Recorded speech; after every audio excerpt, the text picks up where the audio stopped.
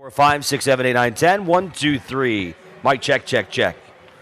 Mic check. 1, 2, 3, 4, 5. Mic check. Here at Reno, Nevada. Cool. Yep.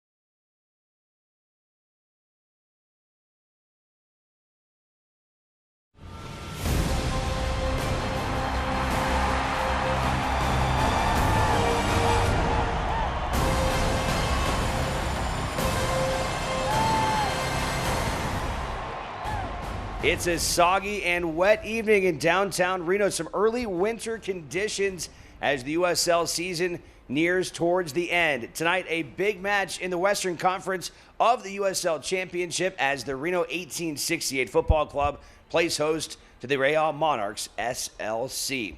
And hi, everybody. Welcome inside the broadcast booth alongside my partner, Brian Slusser. I'm Alex Margulies. Well, Brian, you look at the key players in the match in this one, and both teams are going to feature some guys that can really put it in the back of the net.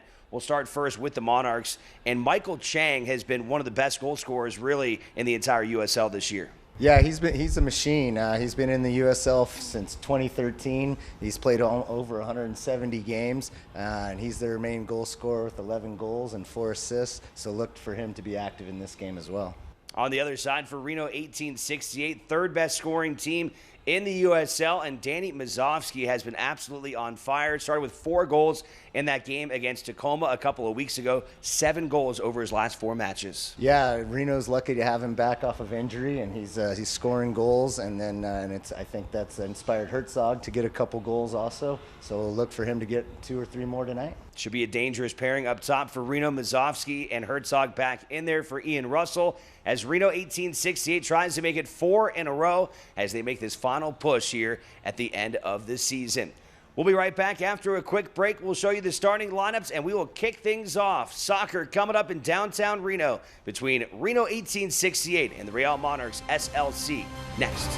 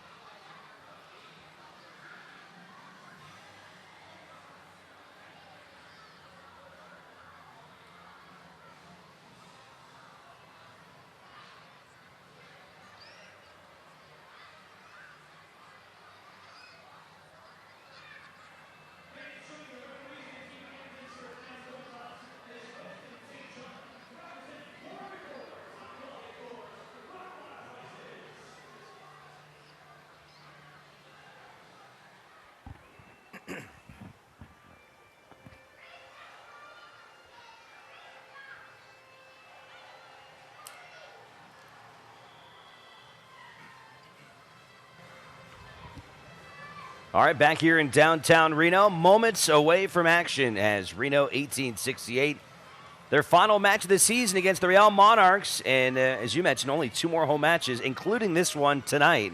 How crazy is that? As this 2019 season heads into its final leg, and Reno trying to finish as a top 2 team.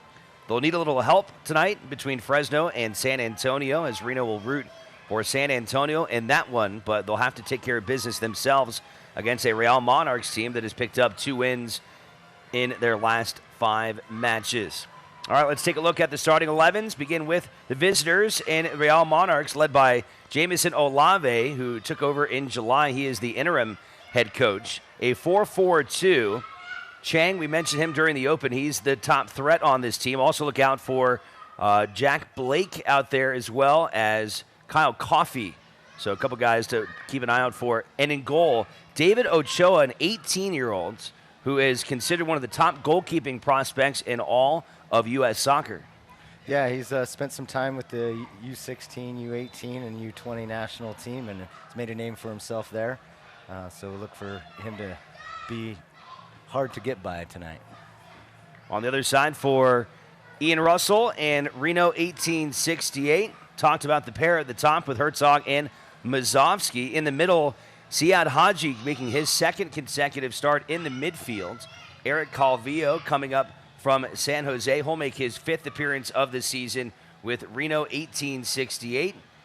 In the back four, Benjamin Galindo Cruz makes his 12th appearance of the season. Thomas Janjigian also back in there at center back. Brent Richards, a Reno 1868 record, 86 games played, as he will anchor that back line. And in goal for Reno, JT Marcinkowski, who has 3 clean sheets coming in, will try and make it 4, as Reno tries to make it 4 consecutive victories. Came away with road wins in New Mexico and in Austin. And Reno trying to keep their solid play up as we wind down this 2019 regular season. Reno 1868 in their home blues, and the Monarchs wearing the whites, as Reno very quickly aggressive and forcing a mistake by the Monarchs. They'll get a throw in deep in their territory. It's a similar lineup they had against New Mexico, and it's really successful. So if they can get after it tonight, look forward to some goals. Richards on the throw-in again. Ends up to Haji. And the Monarchs able to take it away. Probably the best feature of this Monarchs team, their back four very experienced. A couple guys with MLS time. Here's some space for Richards. Ooh. Reno's going to want that one back. Mazovsky and as well Corey Herzog in position, and got a little crossed up as it'll end up going to the corner where Seth Kasipli will have an early chance. If Brent Richards can keep getting around the corner there and hitting those crosses, that's where Reno's found some real success. Kasipli now 5 goals and 5 assists on the year as he slings that one in there. And is it through? Yes, it is. Reno's on the board here in this second minute. This is exactly the start that Reno wanted. Or are they bringing it back? Oh, looks like they're bringing it back. So no goal. It is waved off. What do you think the reasoning there was? Must have been a push in the back or in the box. And this looks like it's a little higher up from where the ball initially came in. So that one wiped away, but a good early chance from the corner by Kasipli. Reno pushes forward once again.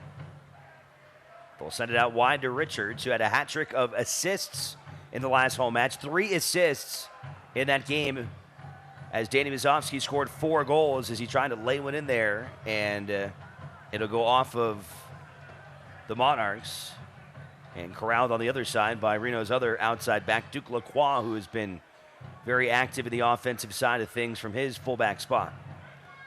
It's good to see those outside backs getting forward, because they just cause so much trouble for the other team and keep them on the defense, keeps them from playing some more offense. If they can continue that, they'll have huge success. Head referee tonight, Matthew Thompson, assisted by Eduardo Jeff, Bavik Dutt, and Robert Vinzi is our 4th official.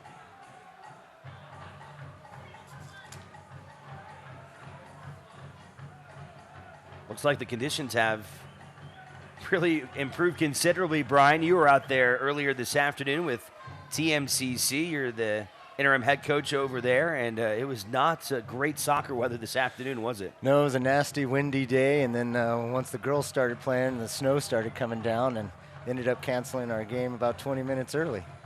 So Reno's fortunate not to have those conditions right now.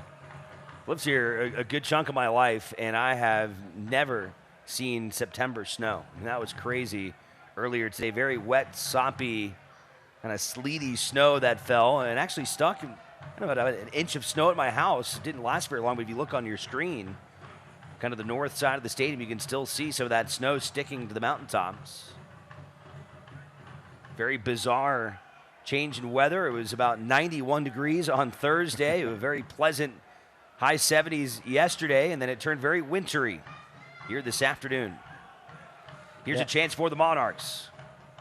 Galindo trying to close in. Still fighting. That was Schmidt in the box, trying to make some noise. Reno gets rid of it. All the way back out to Danny Mazovsky. Monarchs get possession back. Here they come. Left-footed strike too strong from Michael Chang. There's the big 28-year-old from Cuba. He's going to be their top goal scorer and the main guy to mark in this one tonight. He's got a lot of experience. You don't want him on his left foot. That's where he's most dangerous with. You need to make sure they get pressure on him on the top of the box or he can make you pay. 172nd match in the USL tonight for Michael Chang, who defected from his home country of Cuba in 2012 while he was playing for the Cuban national team. He was taking part in a World Cup qualifier in Canada and left his team in Toronto. Was able to find a spot in the USL with Charleston. He played there for 5 seasons. Now with Salt Lake for the last few seasons. Yeah, and ever since he's been in the league, he's been a pretty consistent goal scorer and playmaker for whoever he's played for. Whistle goes against the Monarchs. Reno puts it back in play, finds Richards on that right side. Nowhere to go with it as they double team him, and he'll send it backwards to Galindo Cruz, and they'll swing it around to the other side.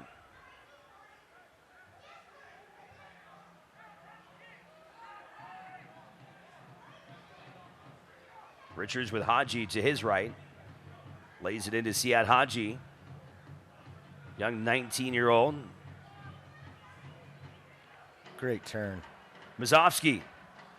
Good defense there from center back as Caitlin Ryden got in between Mazovsky and goal and was able to force another Reno corner kick.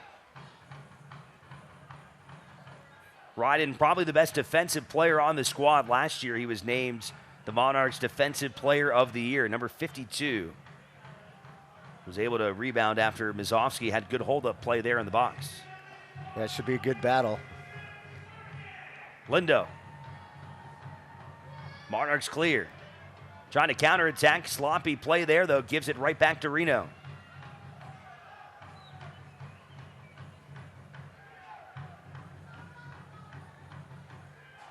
Good chances early for Reno 1868, who thought they got on the scoreboard in the second minute.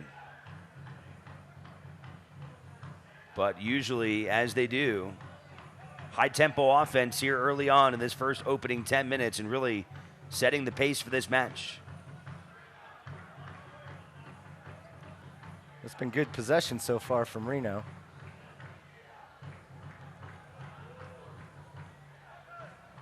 And once they find a rhythm, then they'll find spaces and start to get after you.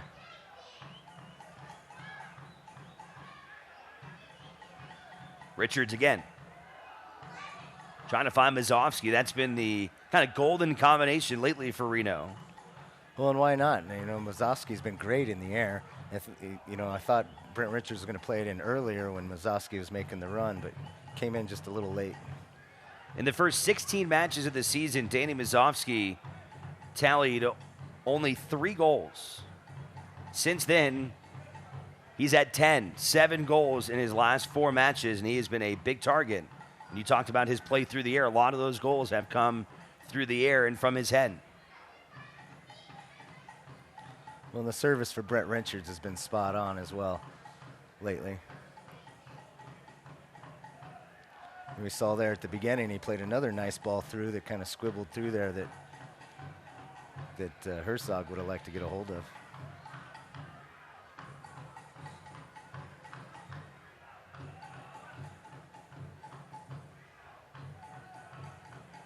Haji putting pressure on Sam Brown, who gets it back, and they'll send it to the back line for the Monarchs.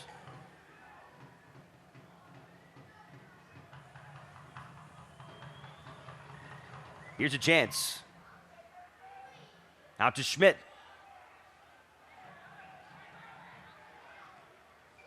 Reno not out of trouble yet. Into Chang. Keeps it alive.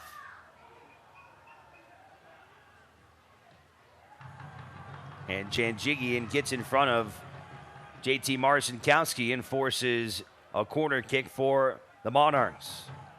Well, Reno needs to be careful because that's where a lot of goals have been scored on them there, is the top of the box, not getting pressure on guys. And they don't want to do that tonight. Corner kick will come from Justin Portillo. He was the MVP of the team last year, appeared in 32 games. He's had a couple of appearances in the MLS this year. Got promoted up. Actually started a game last week against New England. Punched away by Marcinkowski. And Mazovsky will clear it.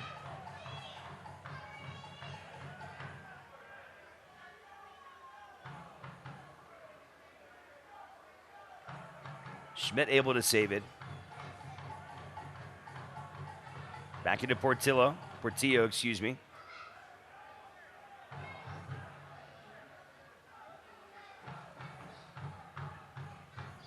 That's a nice build-up play from Salt Lake. Big left-footed strike and all the way back into the seats as Salt Lake is starting to get their offense into a rhythm here in the last couple of minutes.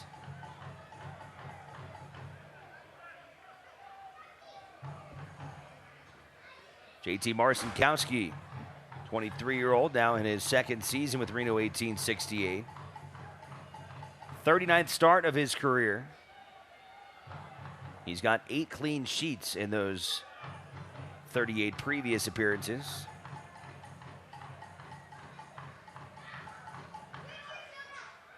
Here's Lendo Mafeka. Into Haji. Elusive. Now it's Calvillo. Trying to find Herzog, trying to time it in there. Good job by Ochoa bursting through and snatching that one before Herzog could get to it. Good run, just a little too much on it, and Ochoa read that perfectly.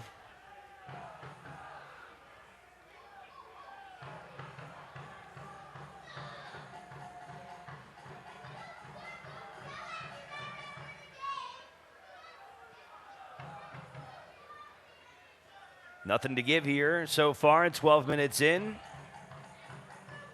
First meeting between these two since April the 6th, when the Monarchs handed Reno their first loss of the season. A 3-1 victory for Salt Lake.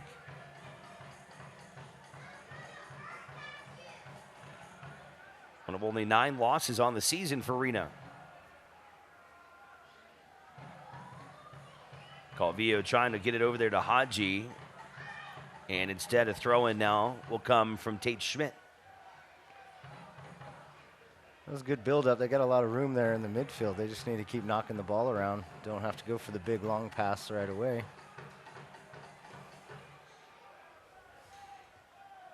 Richards with a great job. Heads it towards Mazovsky. Can't keep it in, but great job there. Richards making that one a little bit more work for the Monarchs. Surprised Mazovsky didn't just get a touch there and let it run through. It didn't work out.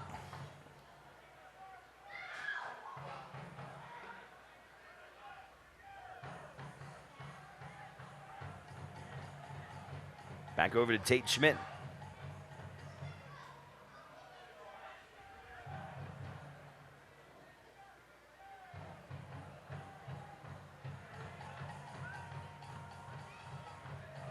Haji gets back and takes that one away from Schmidt.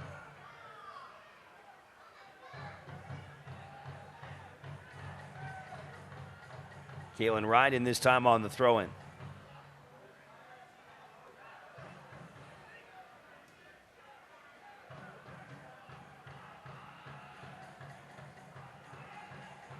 Salt Lake will try it on the other side.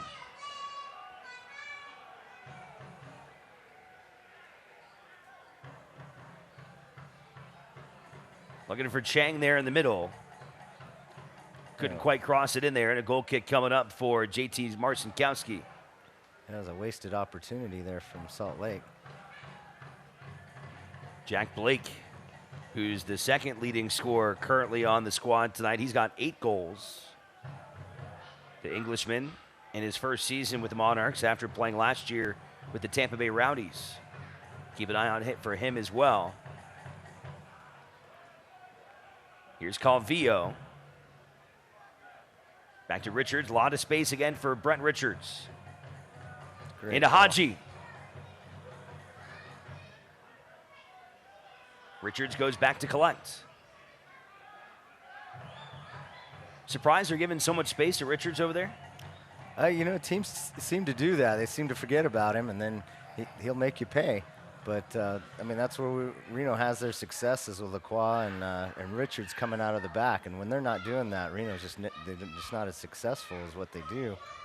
But when they start getting going, then the midfield starts to open up. There's a lot of space in there for those midfielders in that diamond midfield. Now Lacroix on the other side. He gets the edge. Oh, there. Oh, perfect ball centered in there, and it just missed the foot of Danny Mazovsky. Boy, was that close. And it's interesting because Reno uses both of those outside backs, but they're so different. And you saw there Lacroix, his ability to get around the corner and really frustrate defenses with his speed, very apparent on that last play. Yeah, and like you said, they just play a little bit differently. You know, Richards is great at sending those balls in at the air, you know, puts in good crosses, and Lacroix just does a great job of getting around that corner, beating his defender when he needs to. And it just forces that outside midfielder or that outside forward to have to get back and defend him, and that's just more work. Great job by Mafeka. Over to Hadji. Gave it back to Lindo, couldn't handle it. Now Hadji delivers, and put back, and in by Corey Herzog. But the flag is up, and another goal is waved off here in the first half. Well, good ball in there from Hadji, and then keeps it alive, gets it over to Mafeka.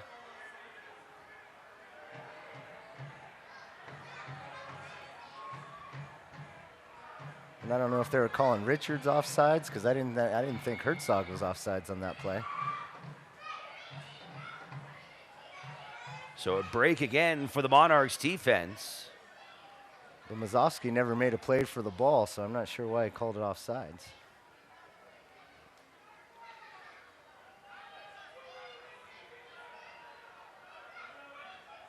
Reno probably a little frustrated not to see a result of a goal so far, but they have to be pleased with the amount of good opportunities they have seen so far in the opening 17. Yeah, they're probably feeling confident that a goal will come if they just keep doing what they're doing.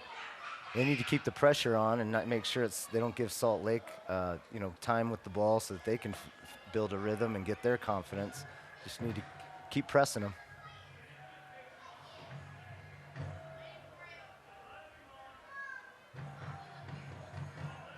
Janjigian broke up that. Out to Herzog. Trying to get away from pressure. Salt Lake wins it back.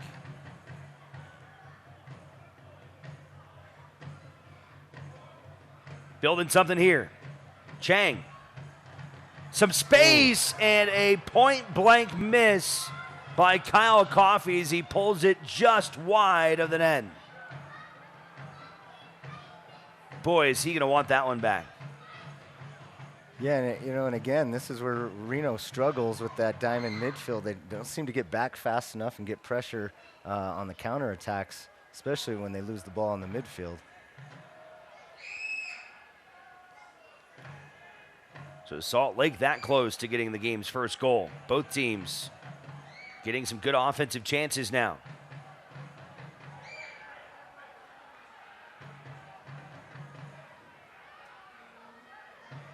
Mazovsky not happy with that decision as it'll go to a throw-in now for Schmidt. Yeah, he thought he'd been pushed in the back there. The linesman didn't agree.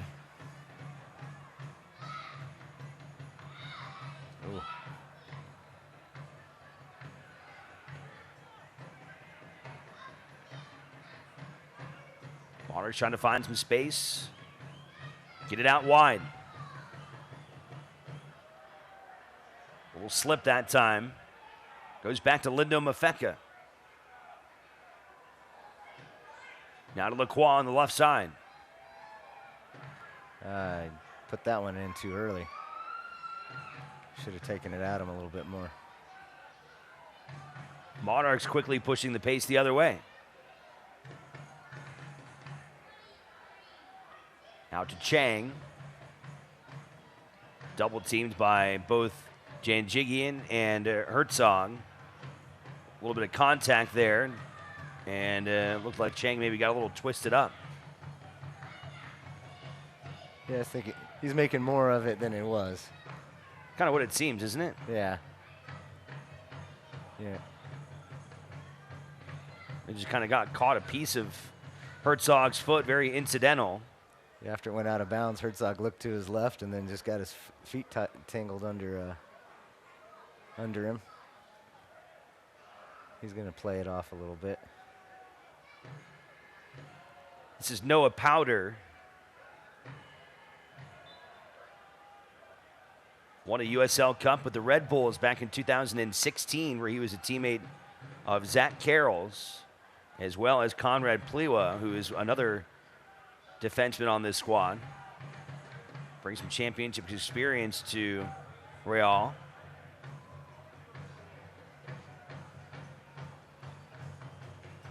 It's good defense from Reno, pushing them back.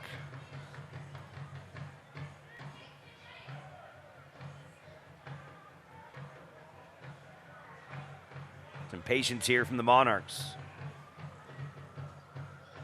Trying to find some space in that Reno defense. Tripped up. Back in there, and Marcinkowski is ready and makes a diving save on a header from Powder. Yeah, and Galindo's wondering why that guy wasn't picked up coming through the midfield. But lack of communication there in the midfield for the last 30 seconds almost cost him.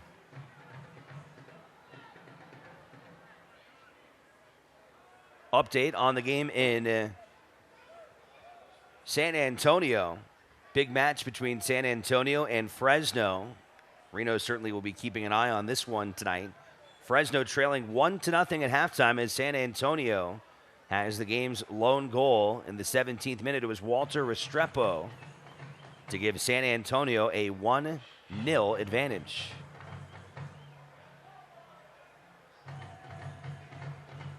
San Antonio right now trying to fight their way into the playoffs. 3 points would get them into 8th place and get them across that cut line. Keep you posted on that score. Reno trying to chase down Fresno. Trailing them by 3 points at the start of the night. And Reno, having already played one more match than Fresno, is going to need a little bit of help in order to get into that second place position. Whistle comes, and that one's going to go against Salt Lake. When Fresno has a little bit harder schedule than Reno, but not by much. So both teams will need to finish out the season strong to try to get that second spot. Could be the difference between hosting a second weekend in the playoffs. Top 4 teams get to host a game. Your top 2, assuming you make it through, would get to host again. It's a big deal. Come about a month from now. Yeah, and I'm sure Reno fans would like to come to the stands and root them on for a couple more home games. Seth Gasimpli with a chance here in the 24th minute. Chips it in. Punched out by Ochoa. Back to Calvillo. Over to Hadji. He's got some space. Hadji elected to center it instead of taking a shot at it. Able to rebound and get it right back, though. Yeah, I thought for a minute Hadji was just going to break into the box with his speed there, and then delivered it early. Send it out wide to Duke Lacroix. No space.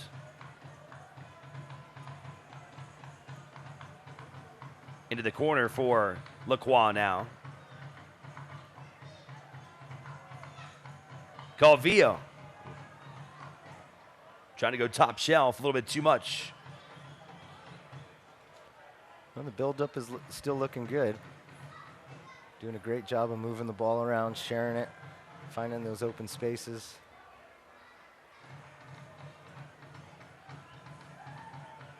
Fans, you can continue to enjoy the USL on ESPN through the 2022 season. USL is excited to announce the championship and League One will remain with the leader in sports for 3 more years.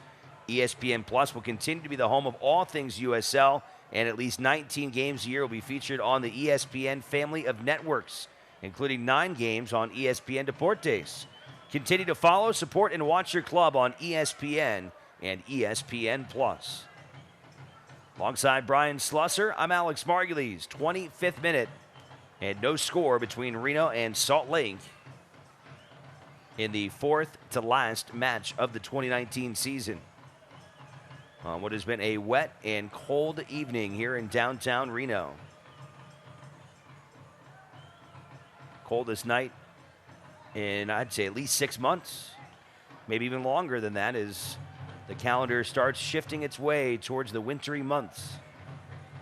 Yeah, I was enjoying that 80, 90 degree weather. It turned on us quick. I was playing golf yesterday. Like, how do I go play golf yesterday and then I have snow in my backyard today? What is happening? Well, we took the TMCC teams. We were out in Napa and then and Yuba, and one of the games was 100 degrees. Here's Seth Kasipley once again from the corner. He's been there a few times. One of the top chance creators in the USL. He's been sharp lately from that spot. Off the rebound, it's Lacroix. Off the net. And we'll see where Ochoa wants to go with this time.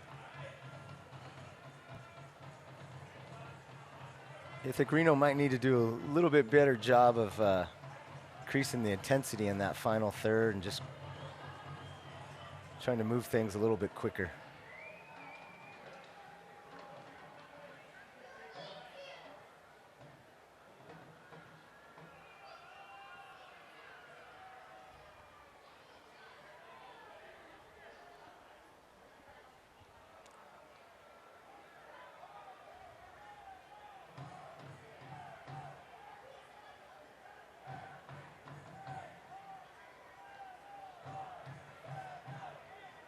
Salt Lake trying to slow things down. Link up their passing. Ooh. Herzog putting on pressure, and Ochoa will blast it back towards midfield as it gets all the way back to John Janjigian.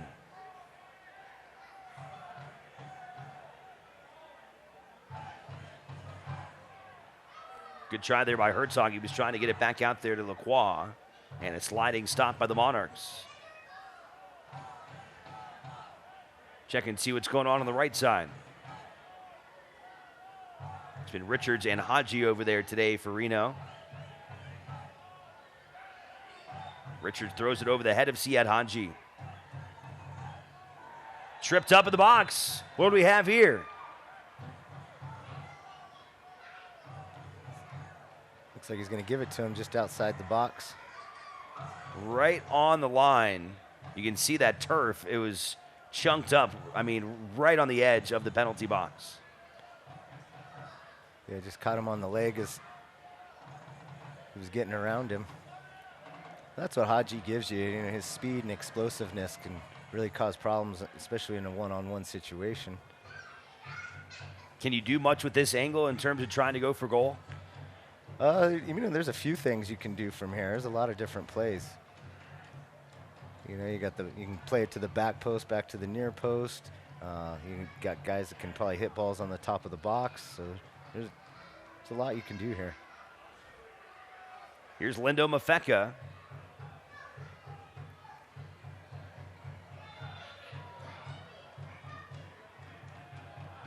Not a bad try there. Well defended, though.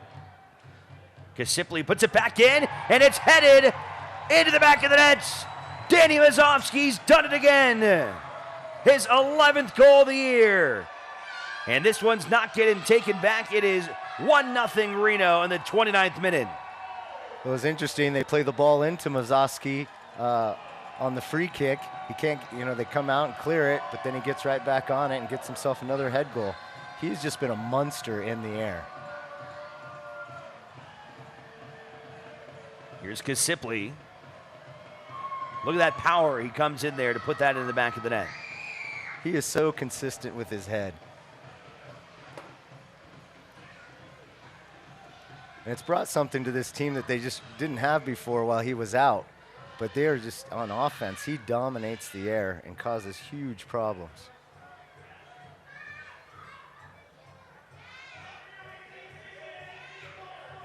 So Reno a chance to pick up 3 very valuable points here at home. And they've broken the ice here in the first half.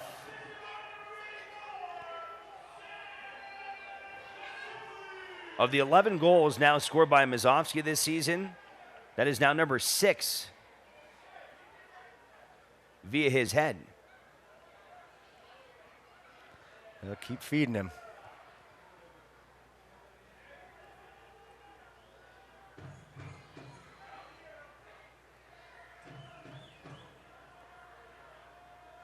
He's done such a great job as being the forward up there, is when he holds the ball and for other players to run on, and then just getting up in the air, winning challenges, scoring goals. I mean, he has come off that injury and just been such a stud.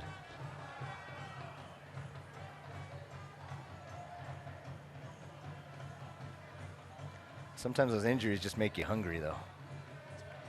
You haven't been on the pitch in a while. Oh, here they go again. Here's some space for Calvillo. Trying to center it for somebody, and no one's home.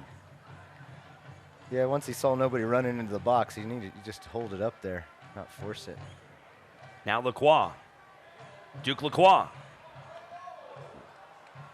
was trying to pass it over to Hadji, and a good job by Ochoa to get in the way of that one and prevent another goal here in a matter of minutes.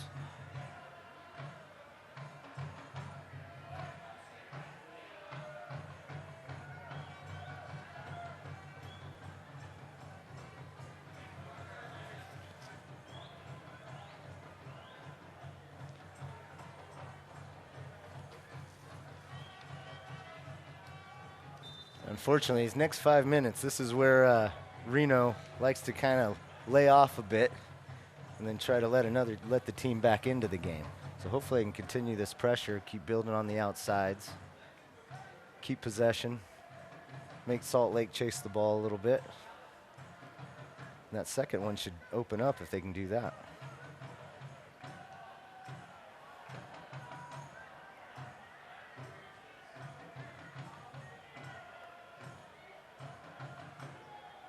Herzog again putting pressure towards Ochoa. This time he goes towards the sideline. Here's Schmidt. Trying to crack through the Reno defense. They collapsed well there.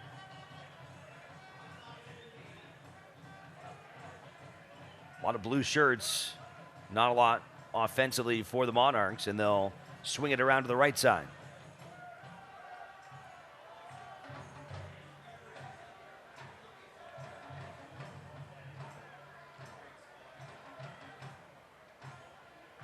Sam Brown in the corner, and will earn a corner kick.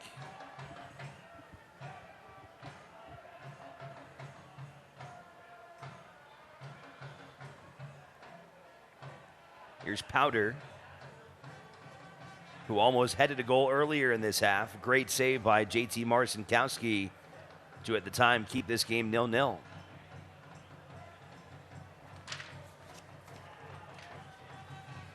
Powder. Ooh, dangerous ball. Marcinkowski did well again there to punch it away. Janjigian trying to corral it, couldn't do it. Back into the box. Galindo gets his head on it and clears that one. Good fight from Monarchs. Third try. He pulled it. But a whistle comes. Where's that one going?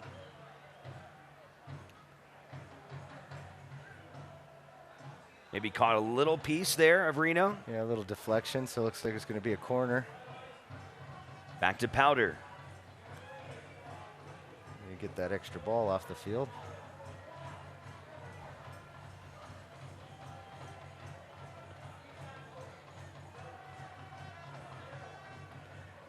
You'd hate to give up a goal right now.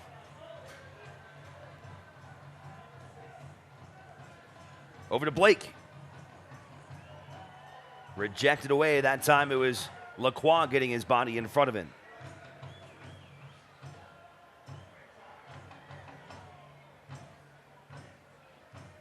Blake and Tate converge, get it to Jack Blake. And Salt Lake will go back and reset.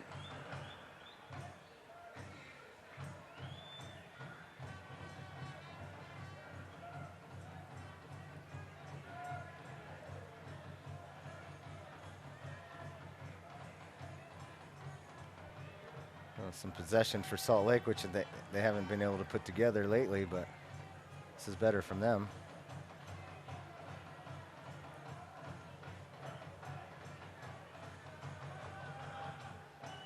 Here's Sam Brown.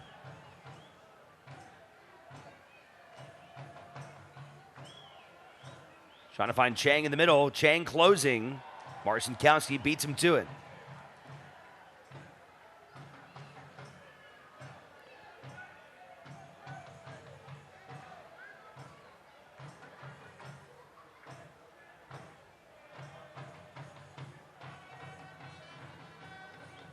Marcinkowski deciding to kick it out now.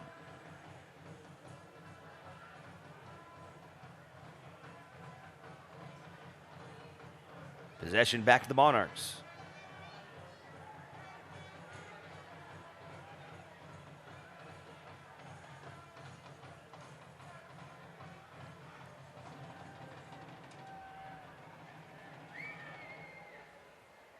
Mafeka trying to find Haji. Instead, it's Schmidt who gets in front of that one.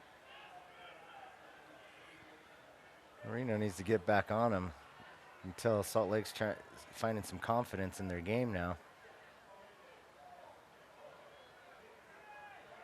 Haji with the takeaway that time. Get it right back to him on the offensive end. Sends it wide to Calvillo. Teed it up for Lindo Mafeka and way too much. Back into the outfield grass here at this two-sport park, which has only seen soccer now for the last couple of months, but also the home of the AAA Reno Aces, an affiliate of the Arizona Diamondbacks. They wrapped up their season about a month ago.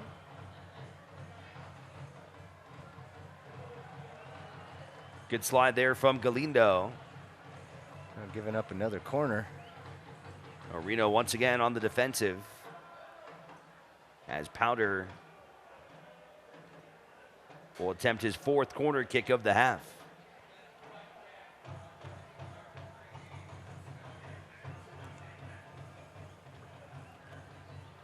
Here in the 38th minute.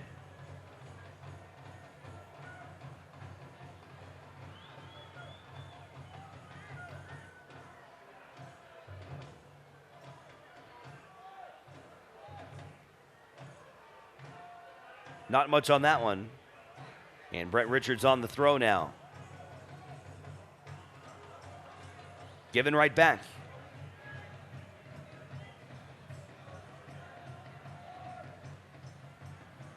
Trying to get into there to Chang. Just simply cut in front of him and passed it to Marcinkowski. Oh. That was well tried from Wazowski there.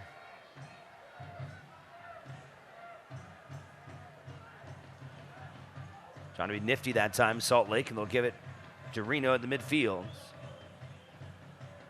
I'd like to see Reno turn it up this last 5 minutes. Looks like they're just kind of sitting back and seem happy with taking a 1-0 lead into the half.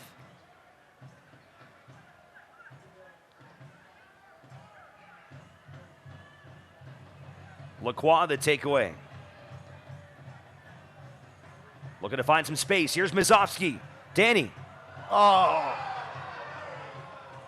Over to Corey Herzog, and Corey cannot finish. Yeah, he'll be kicking himself about that one. I think he might have been surprised that Danny didn't take the shot. And Danny, I think, did a great job decoying that. Yeah. He winded up as if he was going to take a shot on goal and then pulled his foot and laid it into Corey Herzog, who probably can count on one hand over his 10-plus year career how many times something like that has happened to him. Yeah, I mean, I thought Danny was going to hit it too, but he did well to play it across there, and it got to Herzog. Unfortunately, he couldn't get a piece of it. Here's Richards. Over to Haji. Nice job getting back on defense. That time was Eric Holt.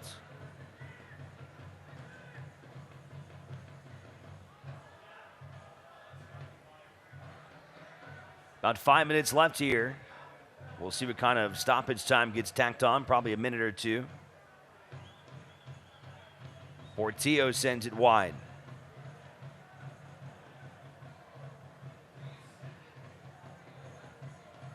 Over to Blake. Back to Jack Blake.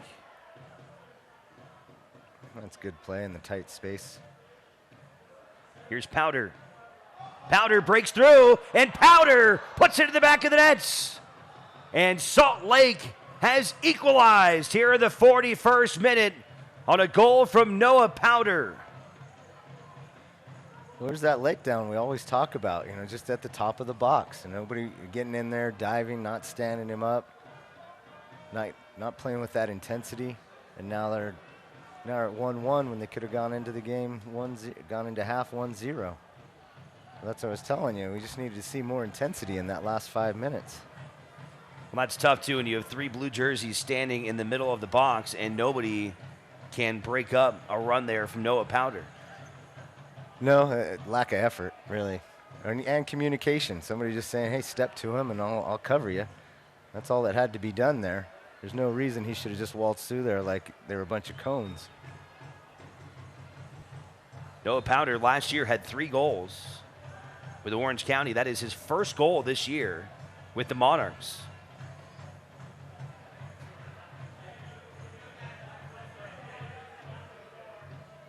See what Reno can do here in the final couple of minutes. Maybe get one back here going into halftime. Good takeaway. Here's Mazovsky. Got to get through a lot of jerseys. He's tripped up just outside the box. That might be a card. That had to be a yellow card. Yeah, it looks like Portillo is going to receive his yellow for that one from tackle from behind. And that's what you have to do in that position if you're Portillo, right? Well, I guess that's better than letting him dribble through and score, right? Yeah. Kind of left with no choice, wasn't he? Yeah.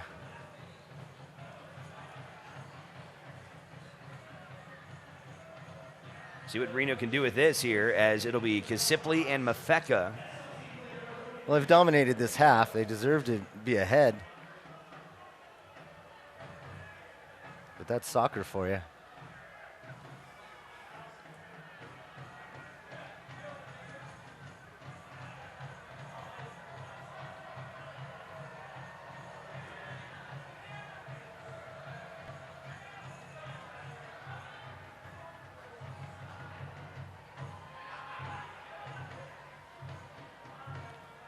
Going into the end of this season, those little letdowns are going to be Reno's Achilles heel when it comes to the playoffs.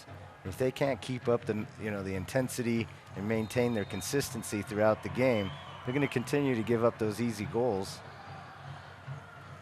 and find themselves, fighting with a team that they should be putting away. David Ochoa on the save. And we'll keep it 1-1 here as we go into the final minute and a half of regulation.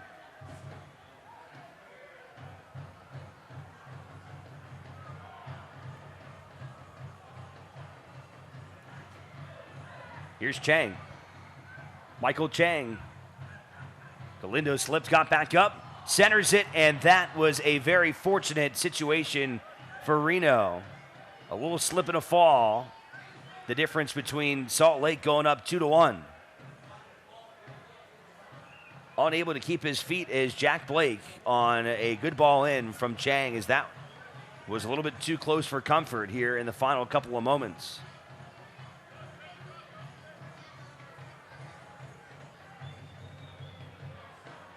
It was Chang who assisted Powder earlier.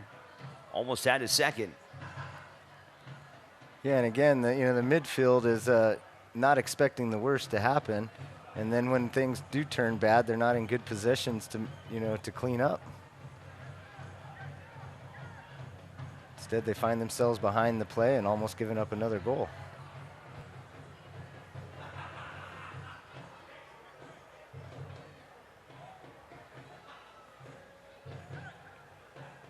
Update from San Antonio, Texas. We now have a tied game.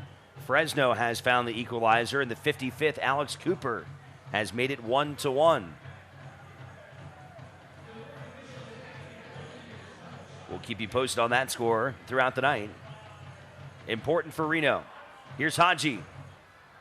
Got himself a little bit of space. Maybe could have taken a shot at goal, but instead taken away.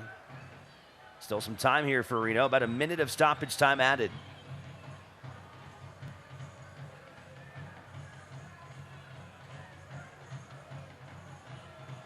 Into Kisipli. Good ball into Lindo. Lindo tripped up. No whistle. Clean defensive job there by Salt Lake to close in on Lindo Mafeka, who found himself in a pretty dangerous spot.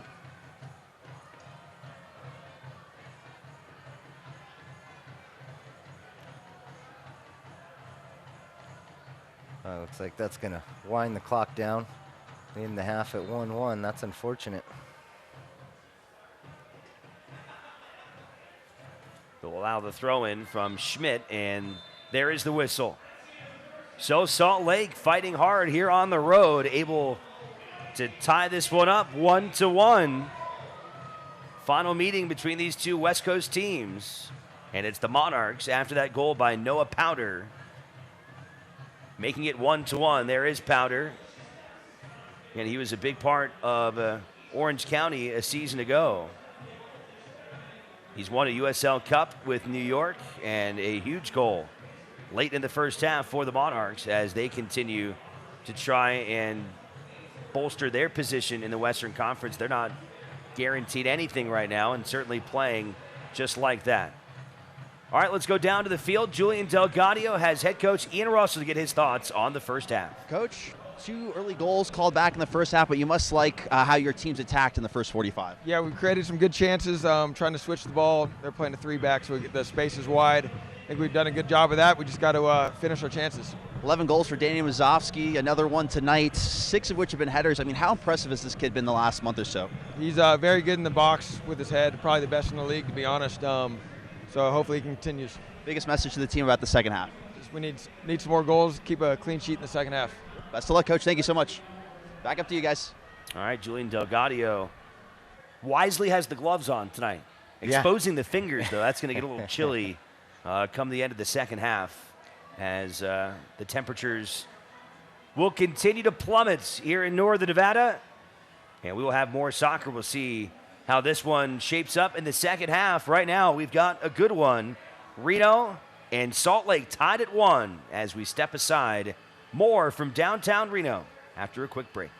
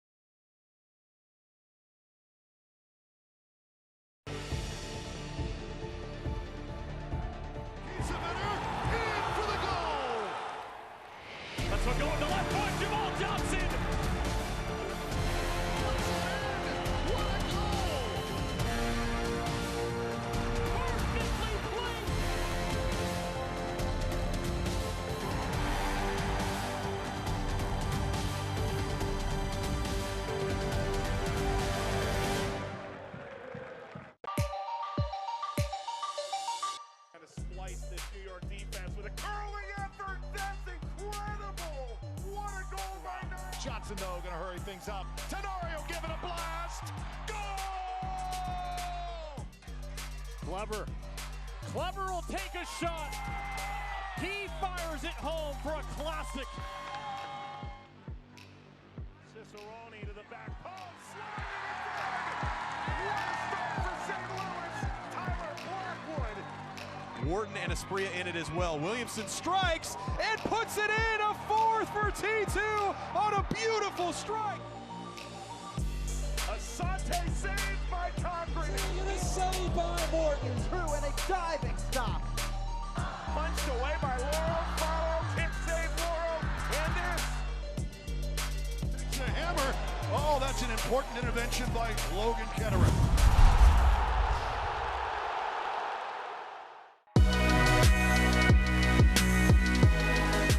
Knocked on. Clouds fires and back of the net.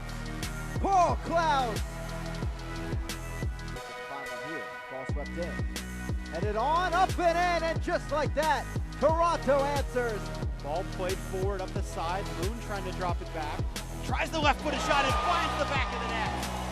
Nick Moon in stoppage time in the first half, breaking the deadlock. Ryo now for Rodriguez, going for that top corner. What a save by Silvestre. The midfield for Richmond.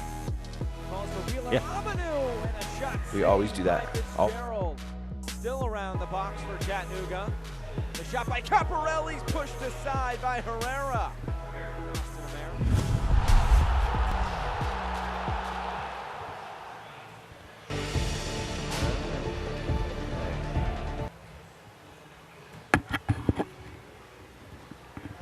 Back here in downtown Reno as we're at halftime. Reno 1868, we're all Monarchs SLC, knotted up 1 goal apiece. We'll show you the highlights from this one a little bit later on. But first, a look around the United Soccer League. And for Reno 1868, they're one of 3 teams in the Western Conference that have punched their ticket to the postseason. 3 years now for Reno 1868. All 3 years of their existence making postseason play, joining Fresno and Phoenix.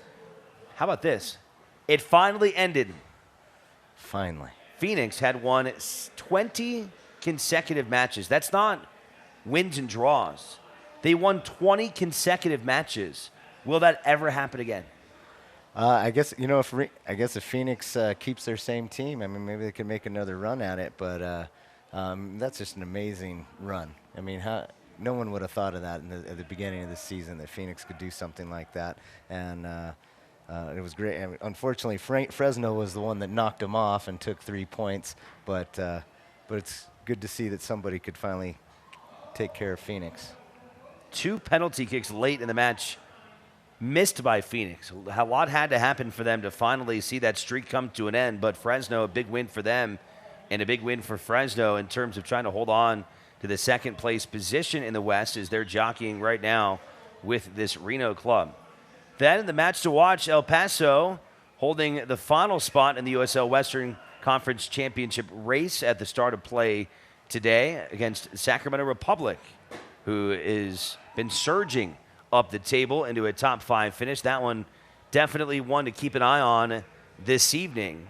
And as we take a look at the latest from that one, it'll actually get going here in about 30 minutes. So we'll get you posted and see how that one shapes up. Right now, Sacramento has won 3 and drawn 1 in their last 4.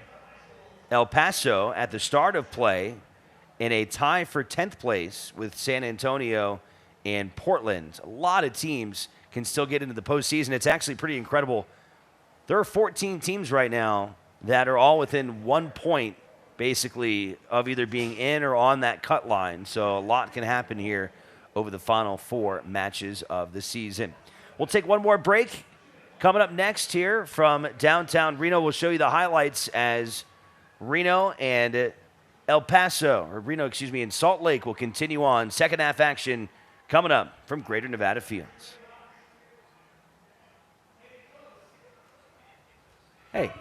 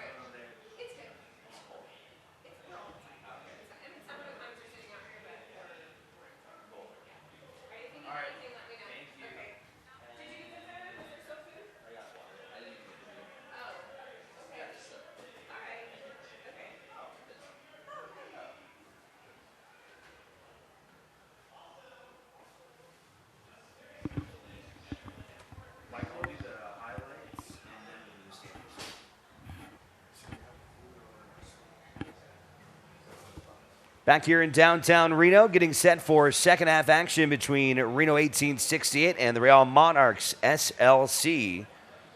Brian, it was a first half that saw a lot of action. Both teams' chances, and finally both teams coming away with goals. Let's take a look at those highlights. And early on, some great goalkeeping from JT Marcinkowski as he was able to keep the Monarchs off the scoreboard with that save. Yeah, he did a great job, got himself in good positions to make some good saves. And then Reno had their opportunities as well. And wouldn't you know it, Danny Mazovsky, another headed goal. Julian mentioned in that interview with Ian Russell, 6 of his 11 goals now through the air. Ian Russell said he thinks he's the best forward in the USL when it comes to his play in the air. That says a lot about Danny Mazovsky. And then this one hurt. The equalizer from Noah Powder in the 41st minute as he was able to carve through the defense. And then last couple of seconds of that first half, a near miss there from Jack Blake, who got a ball in from Michael Chang but couldn't capitalize. But that's where we stand here, 1-1. Yeah, just got a little complacent there at the end, gave up a goal and maybe another chance at another goal there at the end. Like we were talking about, that's kind of been their Achilles heel this season, is it just slowing down for a minute and then other teams taking advantage of it as soon as they get complacent. Let's show you the standings from the Western Conference before the start of play tonight. This is how it was stacked up. Phoenix firmly in front after that 20-game winning streak at 71 points. You see the difference there between Fresno and Reno. And the big thing to point out is the fact that Fresno has still played one less match than Reno. That will change this week as Fresno does play in the midweek. They'll take on El Paso, and that will be another big one to look out for. And we'll continue to keep an eye on what they do tonight against San Antonio, a team that, you look at that again before the night, not in the top 10, but if they can get themselves a draw, maybe a win, it pushes them above that cut line.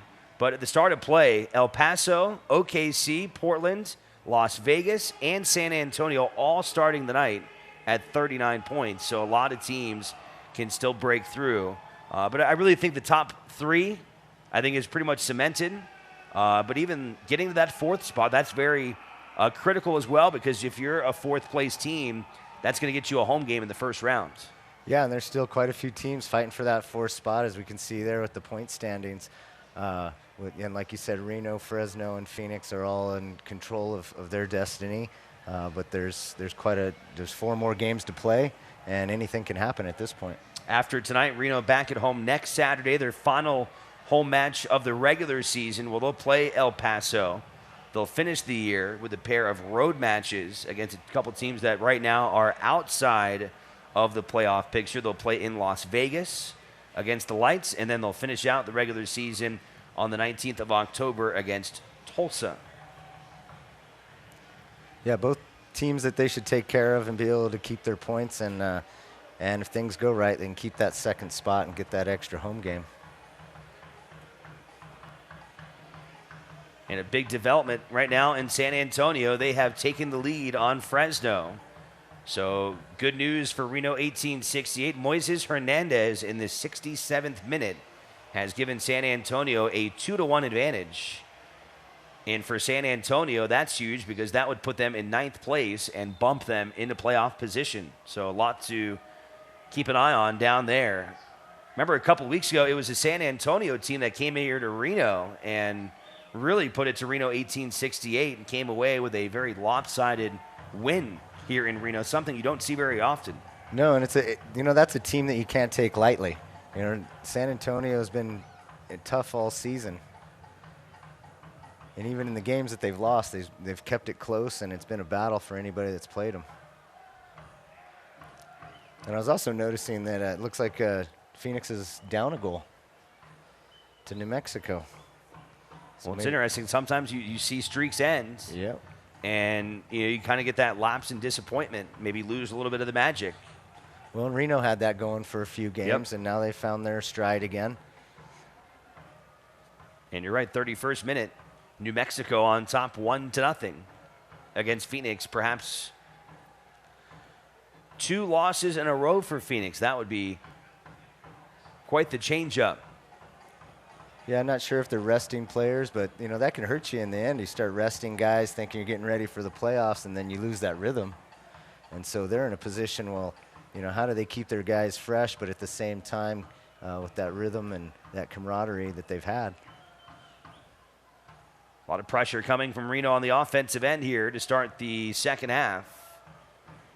Eric Calvillo swinging around over to Richards.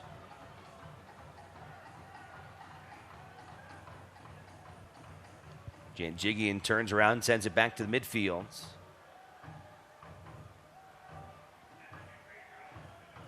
They've got Lacroix wide there on the left, and it's Janjigian who once again steps up on it as Reno is kind of waiting out the defensive alignment here, trying to find some space.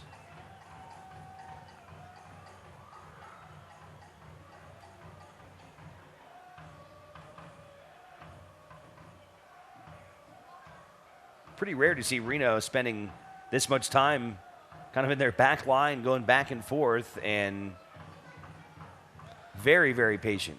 Yeah, it's a good idea to open up this half and get some touches for everyone. Get your legs warm again on this cold night. And just kind of feel out what Salt Lake's going to do here.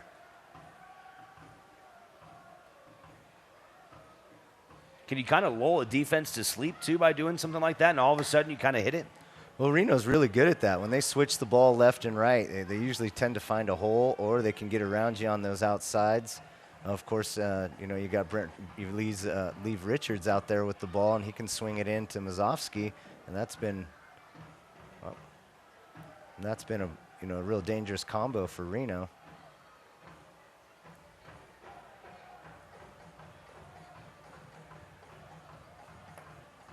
Here's Michael Chang.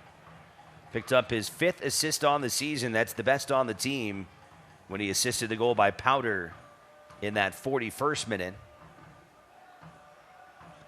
Well, most of their chances have come off mistakes in the midfield by Reno, or just lack of picking up a guy.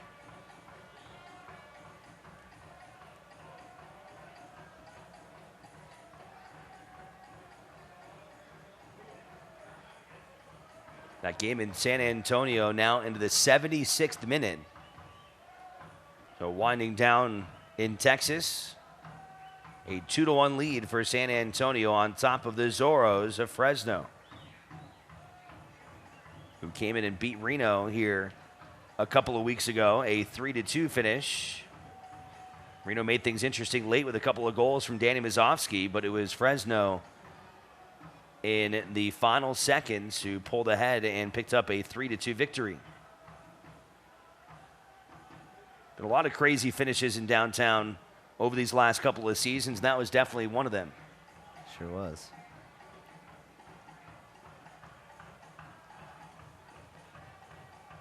It looks like both teams are just kind of filling things out here at the beginning. I think you brought up a good point, too, with it being this cold. It's almost kind of like a little warm-up for them. Just get the legs going, get the juices going again, and acclimate to these very frigid temperatures that we've got here tonight that are dipping down into the low 30s. Yeah, after being in the 90s, you know, the body's not used to going back and forth to hot and cold, so. And it's a good idea just to get everybody touches on the ball, build a rhythm. What's interesting, too, is you kind of look for an advantage in a match like this when the weather is extreme on one side or the other. But in this case, it really doesn't make a whole lot of difference for these two sides because these are two teams that have played a lot in this kind of a climate. Yeah, they're pretty used to it. Salt Lake trains at high elevation and very cold in temperatures. Probably trains in the snow as much as Reno does, maybe if even more. So yeah. Really no advantage there when you're talking about compared to, let's say, Orange County came up here, or El Paso came up here, or Phoenix for that matter came up here and had to play in this kind of environment. You maybe could see the scales tipped a little bit and more of a home field advantage for Reno in that case. Yeah, tonight they're not going to get that playing Salt Lake.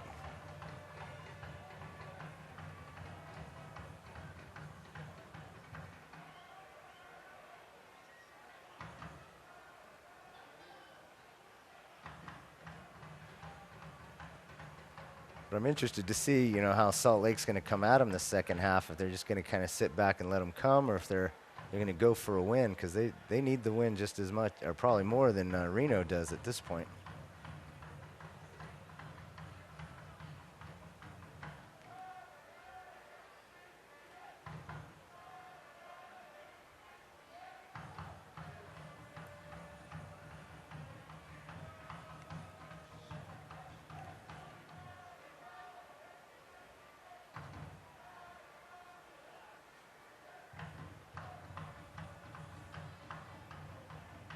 Over to Jan Jigian.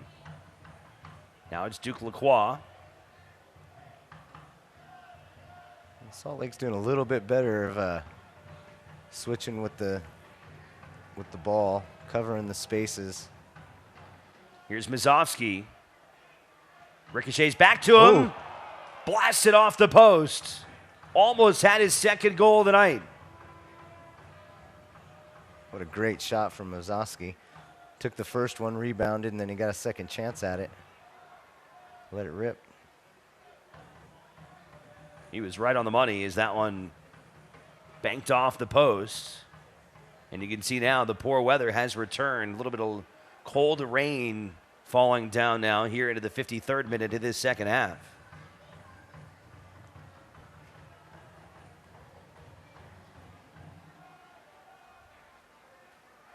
Yeah, it's good to see the fans aren't leaving either. They're just sticking around, enjoying the game, even though it got some bad weather.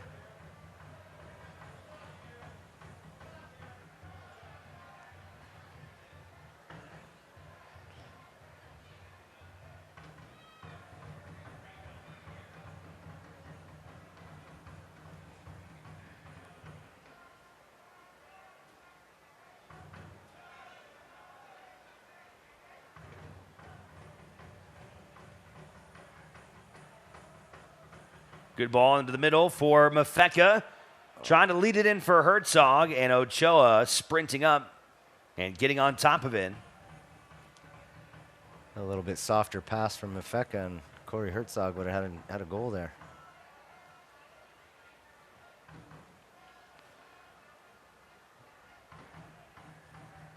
I've noticed this half. Haven't seen the outside backs. Haven't seen Richards and Lacroix really going down those wings. Kind of sitting back right now.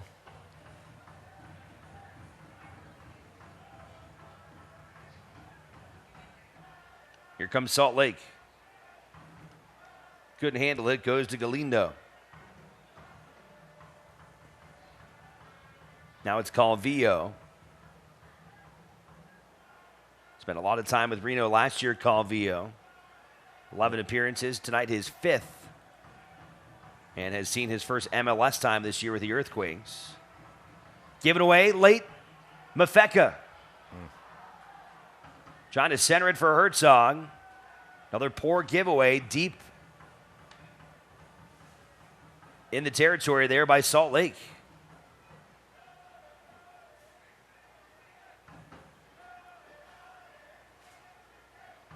Keeping it knotted up, one apiece. Last goal came across in the 41st minute. Noah Powder, his first of the year.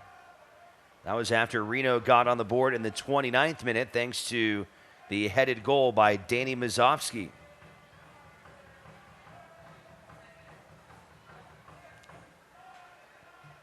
Match tonight meaningful for both teams when it comes to playoff positioning. Reno is clinched, but trying to get up into the second spot, and for the Monarchs, coming in today, tied for 5th. Somehow they steal 3 points here on the road, and they put themselves in prime position to slide up into the 4th spot in the West, which would get them a home playoff game. So a lot at stake for these two teams tonight. Here's a chance, and too strong that time off the left foot of Jack Blake. I mean, I guess both teams might be happy with if they were both got a tie and pick up a point. I think that moves them into a tie with Orange County.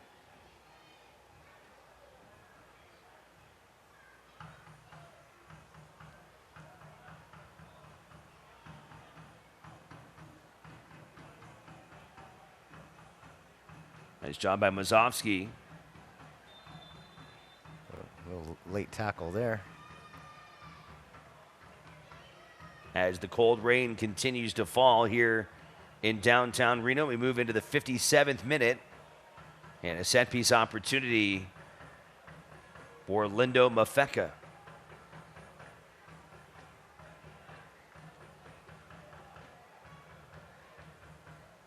Well, I guess at least it's not snowing. Barely. Could turn to snow. It's kind of on that border right now, it feels like. I wonder if it stays like this or open up the ski area tomorrow. Defended well that time by Salt Lake. All the way out to Calvillo. Into Haji. Just too slow from Haji. Things got to start picking up. You can see both teams a little lethargic here in the second half, aren't they? Yeah, it looks like their legs are just trying to get their legs under them from that halftime break. They're enjoying the warmth of the locker room. It looks like somebody's coming in.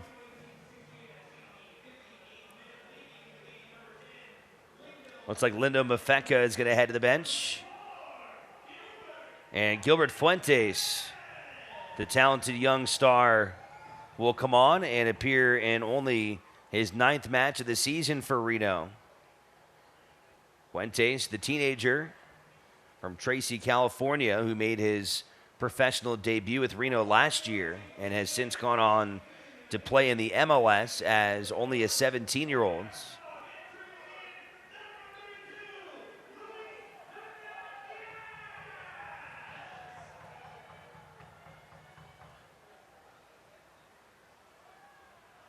Looks like another substitution as well for Reno as Luis Paradella, the Cuban forward, will come on and appear in his 4th match of the season, just signed a couple of weeks ago. An explosive player with a lot of international experience playing for the Cuban national team.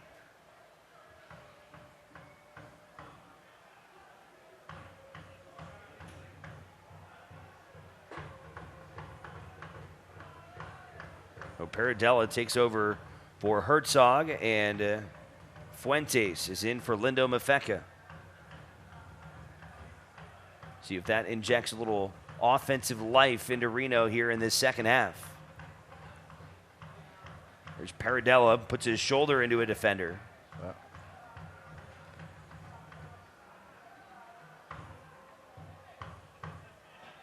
Pretty neat story for Luis Paradella. He is the first Cuban player to come over and play in the United States with a visa and not having defected like many players have had to do. He actually was able to get the proper paperwork and the visas, and they allowed him to come play and sign with Reno 1868.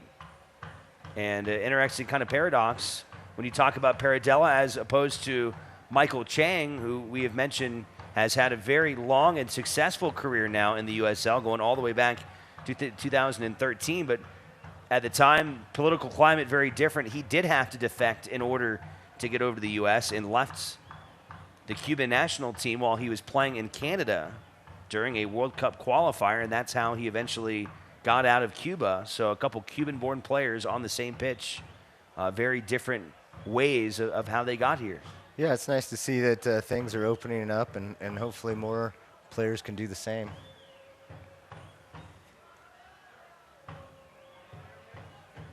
And Paradella not only has played for the Cuban national team, he's actually scored 5 goals in 6 matches of international competition. Yeah, he's been a big part of their team. Has had some professional time in Guatemala before getting over to the United States here with Reno. Well, now he's had a few weeks to get settled in with the team, so we'll see what he can do tonight.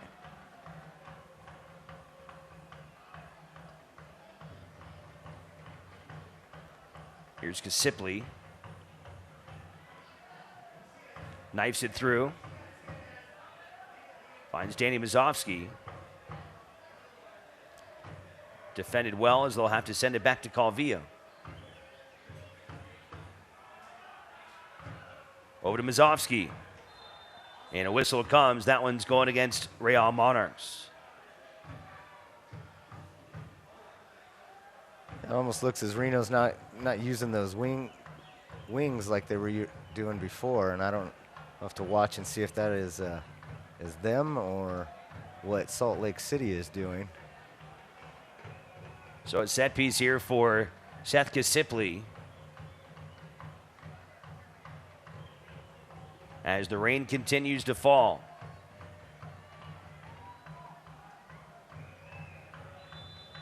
Kasipli. Went near side box. It reflects all the way to Paradella. Lobbed back in there by Kasipli. Finds Richards, and Richards earns Reno a corner kick.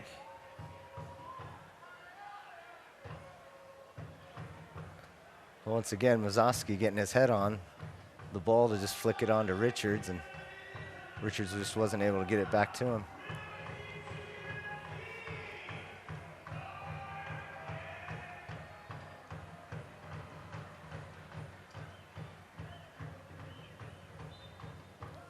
And whistle goes there against Reno.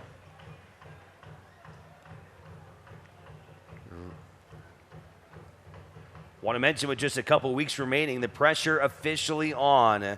Tune into ESPN3 October 2nd at 6 o'clock as El Paso looks to secure one of the final playoff spots, while Fresno has its sights set on hosting a couple of playoff games. They can do that with the top two finish. It's the Locomotive and the Foxes, October 2nd, 6 o'clock, Wednesday night soccer on ESPN3. And an update on that match in San Antonio. Speaking of the Foxes, they continue to trail 2-1 as they will try and find a late equalizer now into stoppage time. And for San Antonio, looking for a big 3-point win at home to vault them into playoff position. Here comes a run from Chang. Not really sure what they were trying to do there. An easy stop for Marcinkowski as Holt collected here into the 64th minute.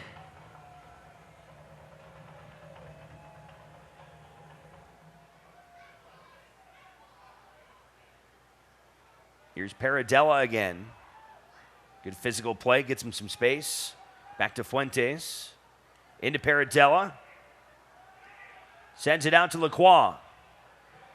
To Fuentes. Rejected away by Ochoa. Oh, what a great opportunity. And Paradella did a great job of holding up the play and getting it wide there. And too bad Fuentes. Great save from Ochoa. Kind of amazed at the power that Gilbert Fuentes got on that shot. He kind of kicked it with the side of his foot, like the opposite side that you would expect him to draw power from. Yeah, he just it's kind of a side slap. But it was coming with power, so he just had to redirect it, and he did a great job of putting it on goal. And then Ochoa just did a better job of getting in front of it. They'll send it out wide this time to Calvillo. Showing again why he's a main prospect for the U.S. national team. Calvillo takes a crack at it. Hits a wall of bodies.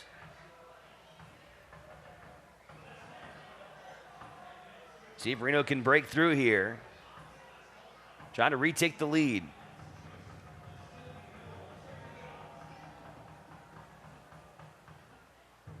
Chang trying to clear it away.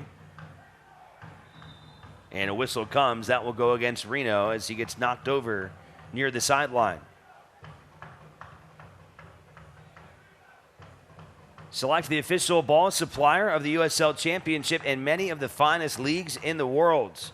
Since 1947, Select has been the leader in soccer ball quality and innovation. For the latest Select products and special offers, please visit SelectSportAmerica.com. Alongside Brian Slusser, I'm Alex Margulies. Julian Delgadio down on the sidelines, braving through the elements. You know, he's from Southern California, but he has really shown a lot of grit out there by being out in the rain.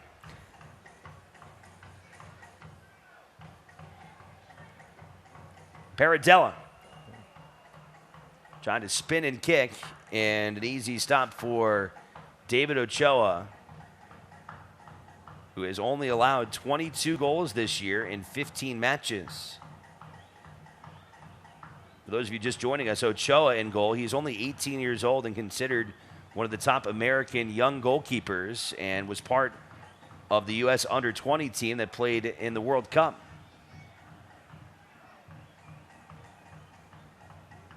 Was with the team this summer. Here comes the surge from Salt Lake. Reno trying to get back on defense. And ricochets off a Reno defender as Noah Powder, who collected a goal in the first half, was trying to find a second here in the second half.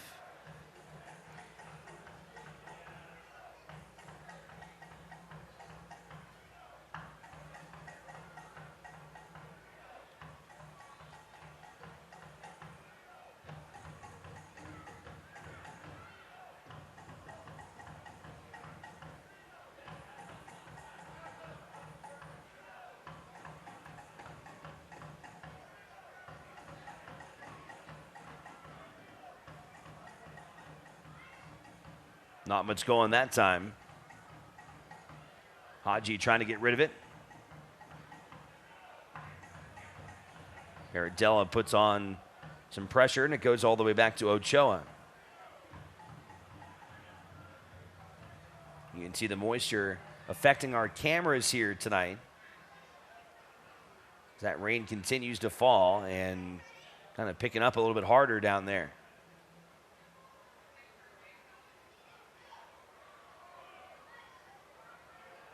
Comes a run from Richards.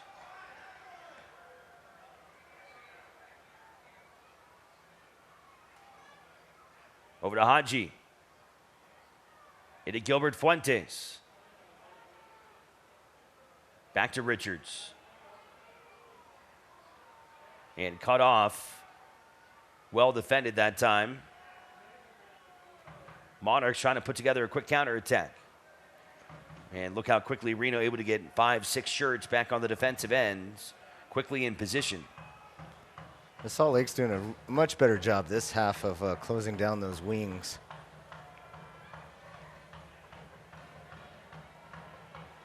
Not allowing Reno to just get around and do what they want.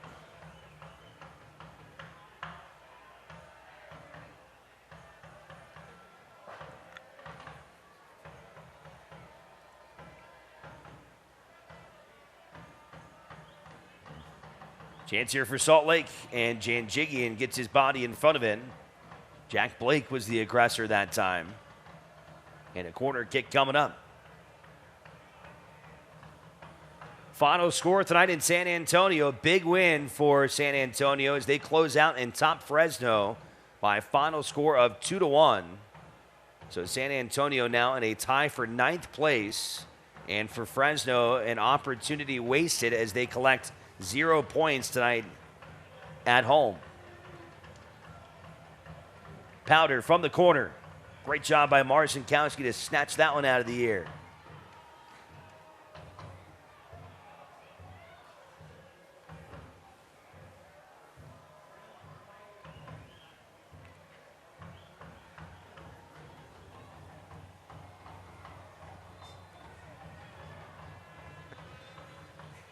Boy, the rain is really picking up down there. Maybe we can check in with Julian here in a second. He can give us an update on what the conditions are like from the fields. See if we can track down Julian as this rain is really picking up.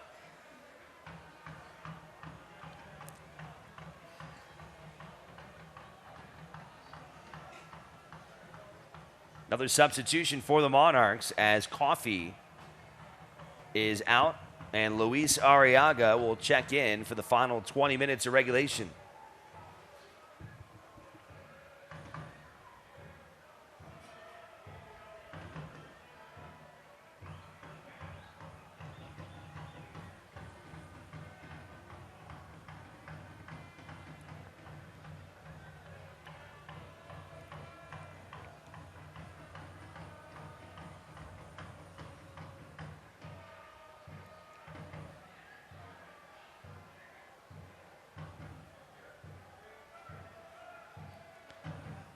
Over to Duke Lacroix for Reno.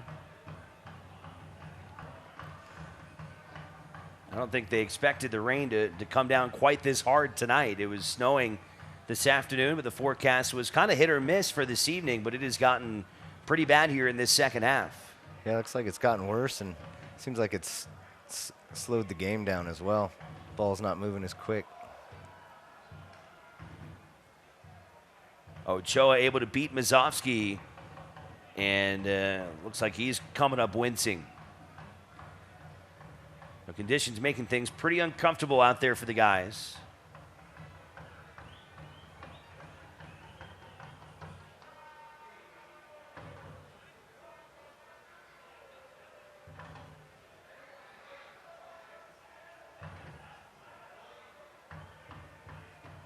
What would you prefer?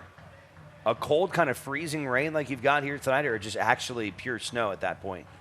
Well, it depends on it really depends on the wind.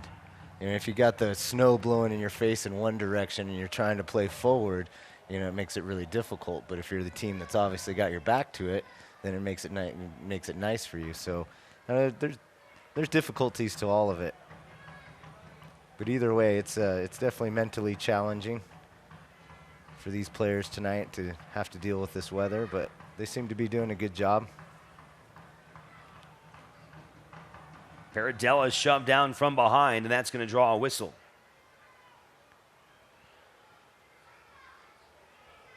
Yeah, they don't seem too bothered by it.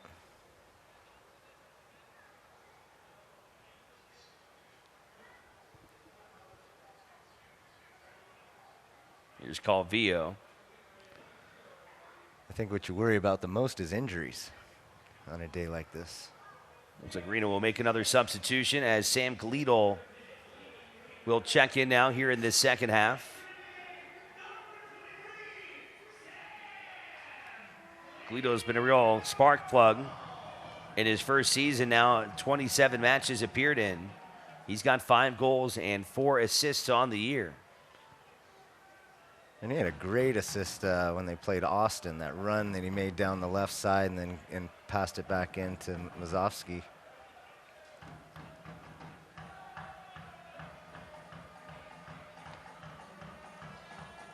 Usually when he comes in, he adds a bit of energy, that's for sure. And that was their final sub, so that's it for tonight. Gleedle came in for Siad Haji, who had made the start on the outside of Reno's midfield in that diamonds. Gleedle in, Paradella in, as well as Gilbert Fuentes.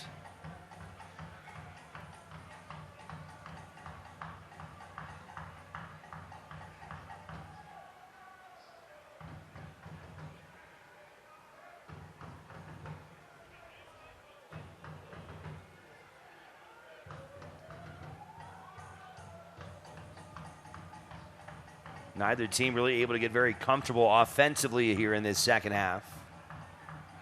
Everything seems to be in the midfield right now.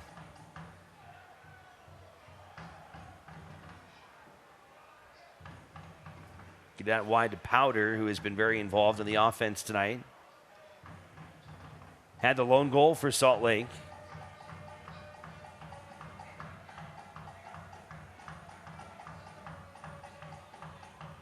Janjigian cuts that one off. Here's Gilbert Fuentes. Trying to find the outside that time for Paradella. And the throw in now for the Monarchs. Fans, the USL unveiled its elite youth platform, USL Academy. This allows clubs at all levels across the USL to develop its local youth and compete at the highest levels across the U.S., including the USL Academy Cup.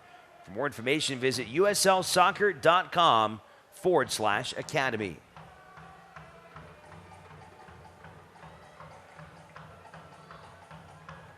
Here's some space for Gleedle. Decided to take a crack at it and ricochets off a defender.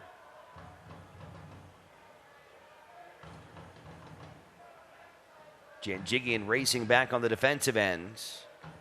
Keeps one away from Chang.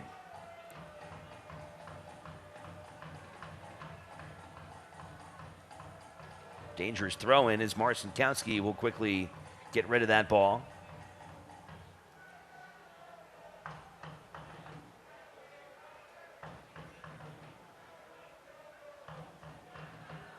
Salt Lake trying to organize here. Blake and Powder going back and forth. Now they'll send it back to their center backs and swing it around to the other side themselves.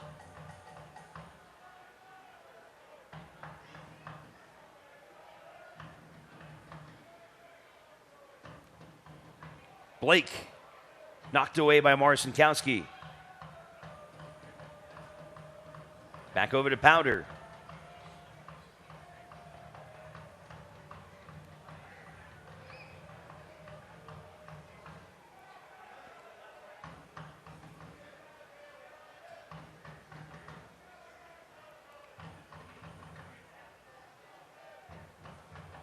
Here's Brown.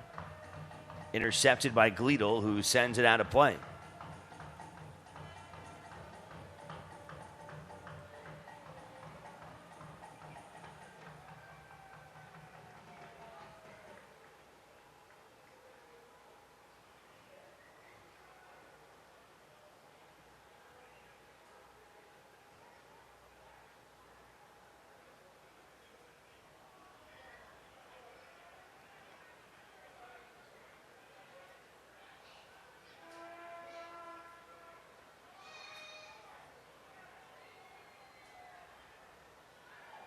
Out to Calvillo.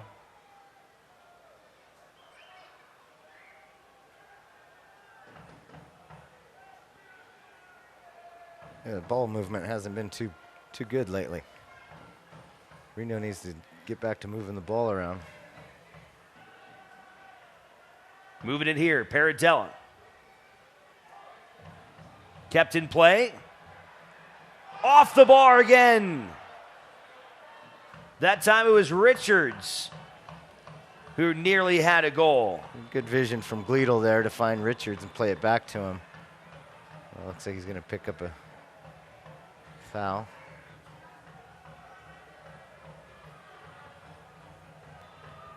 I'm not too sure about that one. Looked like he got the ball. Reno's had a ball by Danny Mazovsky go off the left post. That time, it was the right post that got in the way of Brent Richards. A couple really close ones tacked on to a couple that were negated for Reno in the first half. So they've had some chances kind of squandered, maybe some calls not go their way. We'll see if they can rally here in the final 10 minutes or so and try and finish off this one with 3 points and pull away from Salt Lake. Yeah, they just need to up the tempo a little bit, and I think if they do that, they'll get that third goal. Paradella shoved down from behind, won't get a whistle. Chance here for Blake. Feeds it to Powder. The ref has done a good job tonight. He's let it be physical but not dirty, letting them play.